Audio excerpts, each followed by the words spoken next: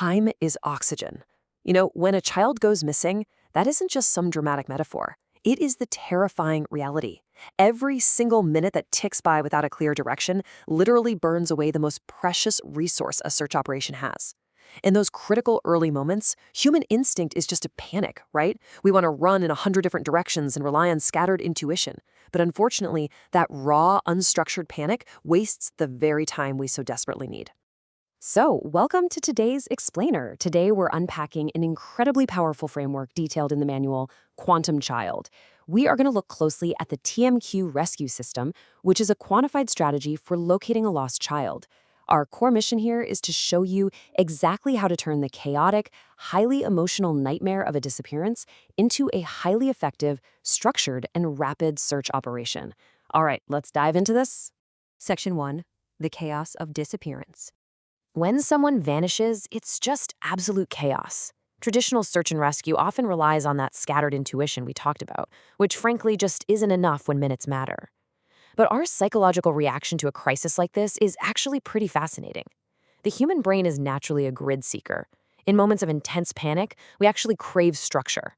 We need a way to turn scattered, terrifying data into connected meaning. Basically, we need safe containers where our raw emotions, like a mother's gut feeling or a friend's vague memory, can be separated from the noise, prioritized, and actually utilized. And that is exactly where this system steps in. Section 2. The TMQ grid explained. The ultimate antidote to that paralyzing chaos is the TMQ grid. It's designed to continuously update the investigation into every plausible channel of a child's life, making sure absolutely no clue gets lost in the emotional shuffle. Let's break down how this brilliant framework is built. Think of a simple 5x3 table.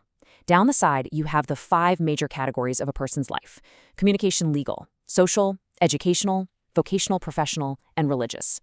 Every single aspect of a child's world fits into one of these buckets. Then, mapped alongside them are the 3 action columns: target, meet, and qualify. This setup ensures we're systematically evaluating all areas of their life, from, say, a custody dispute under legal to an offhand comment made at youth group under religious. Section 3. Target, meet, qualify.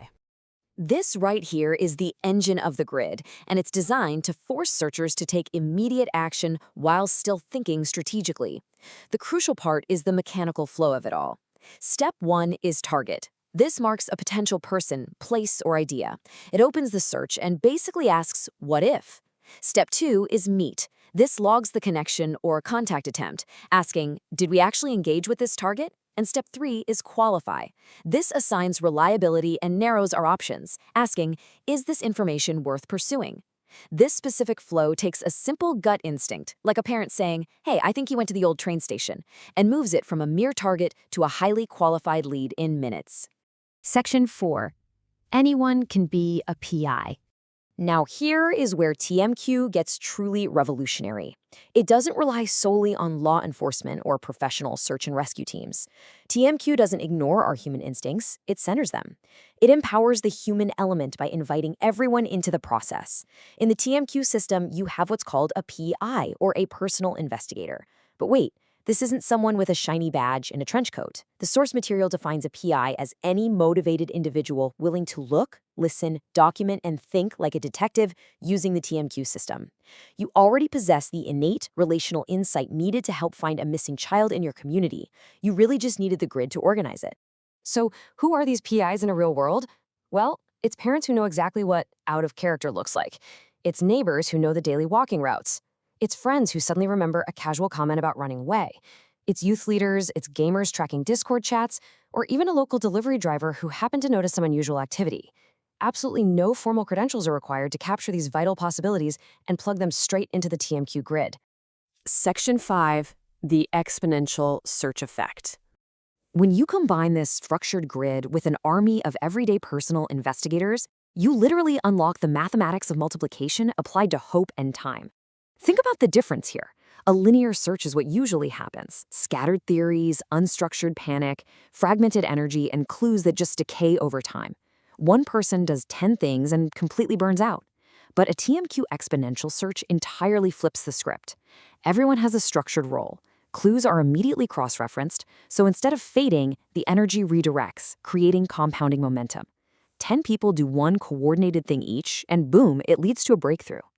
Let's anchor this with a really practical case study simulation from the text. Imagine a boy goes missing in a local park. Without TMQ, you just have wandering panic. But with TMQ, at hour 1, 6 separate instinctual leads from family and friends are logged directly in the grid. At hour 2, a volunteer goes out to meet one of those targets and confirms a qualified lead. By hour 3, law enforcement arrives, but not to chaos. They arrive to a fully actionable, pre-filtered TMQ report. And by hour 4, the child is found safely. The speed of this is just staggering. And the math works kind of like this. If just one person creates 3 leads, and those yield 2 conversations each, and each of those yields 1 connection, within just 2 layers of connection, you've suddenly generated 18 solid data points. Because of the grid, those 18 points aren't just scattered noise. They form a clear, converging, highly probable pathway straight to the missing child.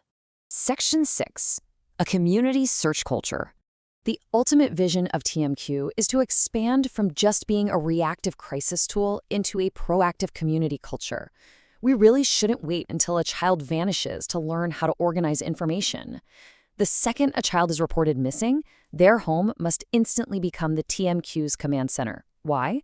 Because the home holds the absolute greatest concentration of personal clues, emotional insight, and people who care. By designating specific roles within the home, like a grid coordinator to manage the leads and a social media liaison to track online activity, the family stabilizes the operation and effectively funnels all of the external search efforts. But it extends way beyond the home, too. Local institutions have to act as proactive intelligence centers. Tragedies almost always leave scattered conversational clues long before the actual disappearance happens. Schools and counselors can track early emotional target indicators. Churches and youth pastors can discreetly map out clues regarding family instability. And of course, we have to account for digital footprints. Gaming communities and platforms like Discord are vital landscapes for digital disappearances. If these institutions already speak the TMQ language, no search ever has to begin at 0. I want to highlight some incredibly powerful imagery straight from the source text. It says, a traditional search feels like waving flashlights into darkness. TMQ turns those flashlights into a coordinated floodlight system. That is the true essence of this explainer. It's about turning grief into grit. It's about taking every single ray of light from a worried community and aligning it so powerfully that the darkness is just completely eliminated. Which leaves us with a really critical question to consider. If a child goes missing in your neighborhood today, right now, are you just going to be another lone flashlight weaving frantically in the dark? Or, armed with the TMQ framework, are you ready to help build the floodlight? Time is oxygen. Understanding the structured approach might just be the exact thing needed to save a life when the unthinkable happens.